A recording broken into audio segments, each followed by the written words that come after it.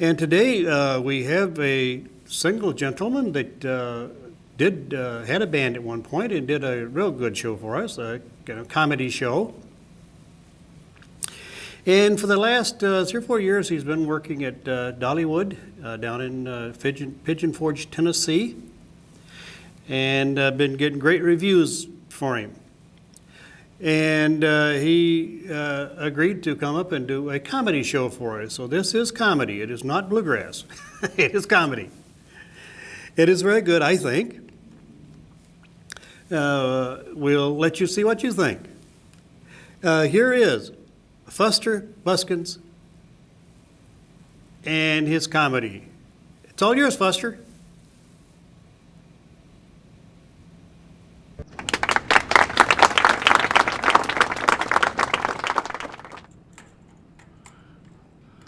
Oh, howdy. Well, hey, there's people out there. I like people. Without people, there wouldn't be anybody. I'm Fuster Buskins, and I'm what you call a mountain music singer. Now, mountain music is that kind of music what comes from the heart and out through the nose. And before I get to running and going here, I better tune up my banjo some a little bit. Banjo players, they spend 50% of their time tuning their banjos. The other 50% of their time they spend playing out of tune. Alrighty.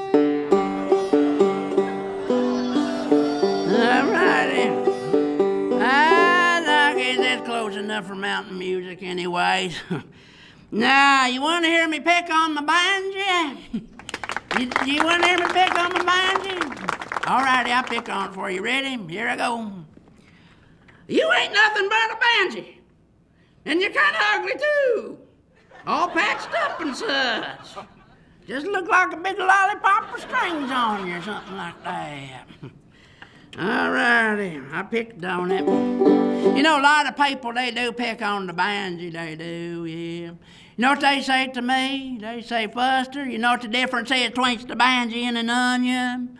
I say, no. They say, well, nobody cries when you cut up a banjo. You know what they say else to me? They say, you know what the difference is between the banjo and a trampoline? I say, no. They say, well, you take your shoes off when you jump up and down on a trampoline. You know what else they say? They say, Fuster, you know what the difference is between the banjo and a pizza? I say, no. They say, well, you can feed a family of 4 with the pizza. But anyway, what I'm going to do, I'm going to go ahead and sing a song. It's a love song. This here's a love song about my very first girlfriend. I wrote me a song about my very first girlfriend, and it goes like this. Well, she surely is a looker. She's everything I want. From the fleas in her hair to the gunny sack she wear to her missing teeth up front. So I took into chasing her, telling her them sweet talk lines. But in spite of my affection, she won't look in my direction, 'cause she's a first cousin of mine. Oh, kissing cousins, it's all it'll ever be. Kissing cousins, my own kin reject me. Oh, she waddled like a possum. She looks something like a chimpanzee. But each time I try to kissing her, she starts to cussing me. Well, how I try to make her see my side, though her paw and mine is brothers. Oh, we could still go round and do the town and not fuss about family matters. But she'd say that it's incest. And I'd say, what's it got to do with bugs? Or we could have something special, kind of keep it superficial, and just be a relative love. Oh, kissing cousins, it's all all it'll ever be. Kissing cousins, my own kin reject me. Oh, she waddle like a possum, she looks something like a chimpanzee. But each time I try to kissing her, she'd start to cussing me. Ah, there you go. Love song about my very first girlfriend. Yeah. Well, like I said, I'm Fuster Buskins, a mountain music singer. Now, I don't know if you ever heard about me before or not. There's a film on me. I try to keep it dabbed off, though. That's just tonic running down from my hair.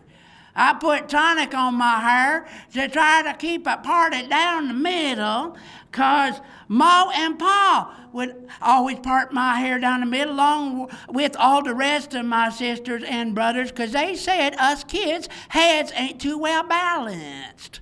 Now, Ma and Pa, they raised 8 of us kids back in Clufford's Holler in the Smoky Mountains. 3 done passed on now. 3 of my siblings done passed on. But you know, even though they passed on at different times, they all had the very same last words. It was, "Hey, y'all, what's this?" But even though Ma and Pa had raised so many of us kids, they raised us all individually, like, respecting to our different personalities. Now with me, for example, when I was a baby, my Pa heard tell if you take a baby, and if you set that baby on the floor, and if you put different objects in front of that baby, well, whatever object that baby reach out and grab for would show what his interest is and the direction he'll probably go in life. So Paul set me on the floor, and he put 3 different objects in front of me. He said a Bible and a bottle of whiskey and a $20 bill. See which one I grabbed for. Well, I hear tell that I reached out and I grabbed all 3 of them. Paul said, "Lordy be, he's going to be a politician." I never did go into politics, though. Closest I got to politics was the politics I would get in my hair when I would walk through the woods there in Clufford's Holler. And I became a mountain music singer instead. But I do have other talents, though. I do. Like, for example, I can clog. Yeah, I can clog. I just eat a bunch of cheese. I've been clogging up like that ever since I was a child, too. When I would clog up like that when I was a child, Ma and Pa, they would never give me no laxatives, nor castor oil, nor nothing for it. They would just take me to the outhouse, set me down, and tell me ghost stories. But like I say, I was raised up back in the Smoky Mountains in Clufford's Holler. Now, Clufford's Holler, they say, is a town that time forgot. And I reckon that's true, because most of us there never learned to tell time and just more or less forgot about it. But Clufford's Holler is located in the Smoky Mountains. Now, I never did know how the Smoky Mountains got their name, but I reckon it might have been from all the moonshine stills what they're smoking up back in there. There is a lot of them there moonshine stills, they is. There's big ones and little ones. There's some that's not too well known of, and there's some that's pretty well known of, too. Like the best known one of that I know of was one being run by a feller named Griswold Clump. Now, Griswold, his moonshine still become so popular that folks would come all the way from Knoxville to get their moonshine from him. But the problem with that was that the revenuers in Knoxville also got wind of his moonshine still, and they sent a revenue agent into Clufford's Holler looking for that moonshine still. While that revenue agent was looking for that moonshine still, he'd ask around about it, but nobody would say anything. Everybody kind of tight-lipped. But that there revenue agent, he found out that Griswold had a little boy named Lyle. So he found little Lyle, and he went up to little Lyle, and he said, "Little boy, if you tell me where your daddy's moonshine still is, I'll come back after I find it, and I'll give you $1. Little Lyle said, "Oh, I'll tell you where Daddy's moonshine still is, but you give me that $1 first." The revenue agent said, "Well, why should I do that?" Yeah, little Lyle said, "Well, you go looking for Daddy's moonshine still, you won't be coming back." But anyway, what he did is he went up to Knoxville. He got a bunch more of them revenue agents. They scoured all of Clufford's Holler, and they found Griswold's moonshine still. And they busted it up, and they arrested Griswold. You know that moonshining business, it is pretty risky. Fact is, my first girlfriend, the one I just sang about a minute ago, she wound up having to go to prison for moonshining. But you know what? I love her still. Yeah. But after she went to prison, I had to try to find me somebody to love because she was gone. I couldn't find me nobody to love. Always was unlucky in love. Couldn't find me nobody to love. I even sent my picture on into the Lonely Hearts Club. They sent it back marked, "Well, you ain't that lonely." So what I did was I moved out of Ma and Pa's place and I got my own farm and I wanted to find me a farmer's wife, but me being unlucky in love, I couldn't find me nobody to love. There was one girl I liked pretty good. I wanted her to be my farmer's wife. Her name was Cinda Sue from over in Muckwaller. But me being unlucky in love, Cinda Sue didn't like me in the way I liked her. But one time she did let me take her for a walk, so I took her for a walk on my farm, tried to impress her with it. And while we was walking on my farm, I was trying to get up the courage to give her a little kiss. Just about that time, a couple of the cows out back started rubbing noses, and I thought, this here's my opportunity. So I said, "Cinda Sue, you see them cows out there rubbing noses?" Kind of makes me to want to do the same. Cinda Sue said, "Go ahead, they're your cows." Oh, like I say, I was unlucky in love, never could find me nobody to love. But I like that Cinda Sue. Fact of the matter is, I even read a little song about her. I did a little song about Cinda Sue. Goes like this. Long time ago, Lord, I was so alone and sat up in my cabin with my faithful hound on Sloan. Then one day a young thing walked on past my place that made my heart drop in my socks, so I started to chase. Cinda Sue, oh Cinda Sue, you're a plain and simple girl, and I plain and simply do love you. Cinda Sue, oh Cinda Sue, you're a plain and simple girl, and I plain and simply do love you. Took her out to breakfast, took her to the zoo, took her out to lunch, and then we spent the afternoon. Took her to a dinner, took her to a show, asked her if she'd marry me, and she just said no. Oh, Cinda Sue, oh, Cinda Sue, you're a plain and simple girl, and I plain and simply do love you. Cinda Sue, oh, Cinda Sue, you're a plain and simple girl, and I plain and simply do love you. Kept up with my courting all the way to June. Popped the question once again, she said, "Well, I guess you'll do." Took her to a preacher, he pronounced us man and wife. Couldn't afford a wedding ring, so I gave her my pocket knife. Well, Cinda Sue, oh, Cinda Sue, you're a plain and simple girl, and I plain and simply do love you. Cinda Sue, oh, Cinda Sue, you're a plain and simple girl, and I plain and simply do love you.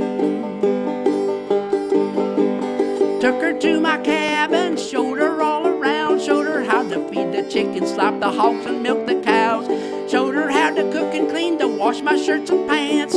For too long she's up and gone, and I ain't seen her since. Well, Cinda Sue, oh, Cinda Sue, you're a plain and simple girl, and I plain and simply do love you. Cinda Sue, oh, Cinda Sue, you're a plain and simple girl, and I plain and simply do love you. That's my song about Cinda Sue. You know, When I was a young man growing up in Clufford's Holler, everybody had listened to the Grand Ole Opry on the radio box. But while I was still a young'un, there was a new kind of music what started coming out of a place called Memphis. Grand Ole Opry came out of Nashville, but there was this new kind of music started coming out of Memphis called the rockabilly. A band sung by a feller named Elvis Pretzel or something like that. I reckon he called Elvis Pretzel because he'd bend and twist all up like a pretzel, I reckon it was. But us young people, we was all impressed with him and wanted to be like him, and I did too. When I decided to go into the music and entertaining business, I sing a lot of bluegrass and such like that, but I also like to sing that Elvis Pretzel music. So I'm going to sing you some of that Elvis Pretzel music. I'll be right back.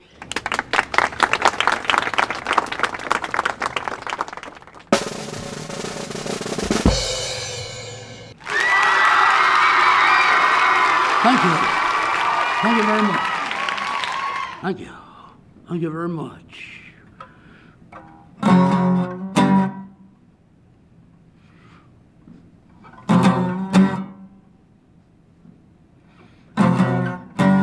Well, since I had a Big Mac and a quarter pounder too, each day I've been going back to Fast Food Avenue, and I'm getting chunky, baby, getting chunky, baby. I'm getting so chunky I should diet.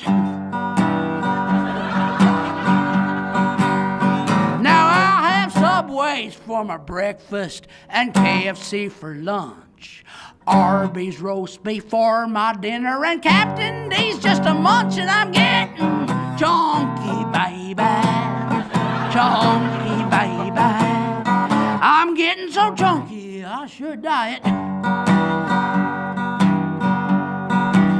Well, they got Wendy's and there's Hardee's and Long John Silver's too, Burger King and Dairy Queen and Bressler's 32, and I'm getting chunky, baby, getting so chunky, baby. I'm getting so chunky I should die. So take me to a Crystal's, Taco Bell, and Pizza Hut. They used to call me Swivel Hips, now they call me Jiggle Gut, and I'm getting chunky, baby, getting chunky, baby. I'm getting so chunky I should diet. I'm getting so chunky I should diet. Thank you, thank you, thank you very much, thank you. Thank you. You know, I've been doing this for quite a few years now. I'm kind of coming into that mid-age, midlife. You know, midlife, that's a time when the broadness of your mind and the narrowness of your waist kind of changes places. I got a little song about midlife. Well, my hair's a getting thinner, not too much. My midsection grows. My skin's a been a wrinkling from my head down to my toes. My eyes are getting blurry. My hearing's going dead. My teeth are turning yellow and falling out of my head. But don't tell me it's something I gotta get used to. I ought to be young forever. Now I got the midlife blues. Well, my bones are getting stiffer, got bunions on my toes. Bushy hairs have been a-growing out my ears and out my nose. The girls that used to chase me had a date every week. Now I'm so fat and ugly, my own wife won't look at me. But don't tell me it's something I can't refuse. I ought to be young forever. Now I got them midlife blues. Well, it's midlife blues. I got them midlife blues. I got them midlife blues. I got them midlife blues. I thought I'd be young forever. Now I got the blue. Well, I thought I'd be young forever, now I got the midlife blue.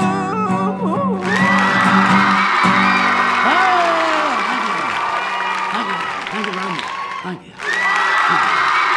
Thank you.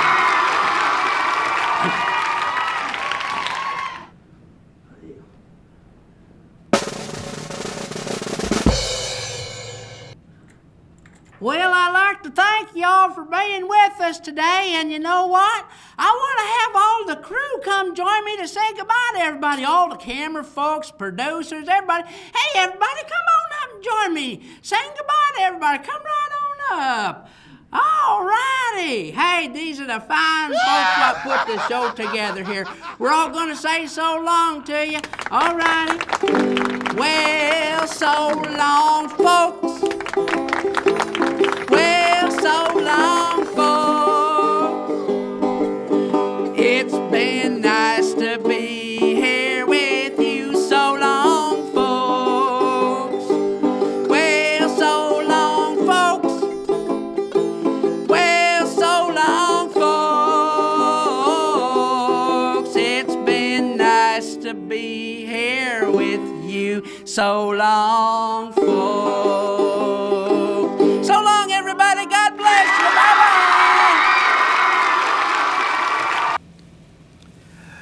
Yeah, it looks like the old clock on the wall has caught up with us, and it's time to pack up our gear and get out of here and let another fine program come on. We want to thank our underwriters, Harper Run Communication Arts, and the great Northern Bluegrass Music Hall and Getting Picky Music Store of Howard City, Michigan, for sponsoring us. And we want to thank our people behind the scenes, our sound engineer, our director, our floor people, camera people, and all the other people that's helped us, including Excess Vision here in Battle Creek. They've been a great help to us. Without them, we couldn't do it. Until next time, this is DJ Davenport wishing you and yours the very, very best, and be nice to each other. You couldn't be nice to nicer people. Thank you.